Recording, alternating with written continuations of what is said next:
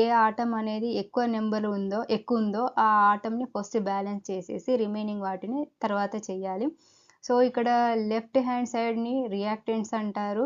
Right hand సైడ్‌ని product అని అంటారు. So, left hand సైడ్‌లో తర్వాత ఆక్సిజన్ అనేది మీకు రైట్ హ్యాండ్ సైడ్‌లో ఎక్కువగా ఉన్నాయి.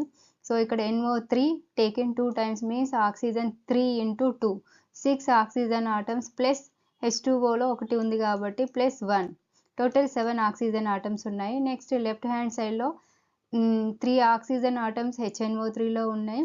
కాల్షియం హైడ్రాక్సైడ్‌లో 2 ఆక్సిజన్ ఆటమ్స్ ఉన్నాయి. 3 + 2 5 ఉన్నాయి. సో, ఇక్కడ మనం లేవు కాబట్టి బ్యాలెన్స్ చేయాలంటే HNO3 దగ్గర ఒక 2 యాడ్ చేయండి. అప్పుడు 2 ఇంటూ 3 ఇక్కడ 6 ఆక్సిజన్ ఆటమ్స్ అయిపోయాయి. ఇక్కడ నెక్స్ట్ 2 ఆల్రెడీ ఉన్నాయి కాబట్టి 6 + 2 8 ఆక్సిజన్ ఆటమ్స్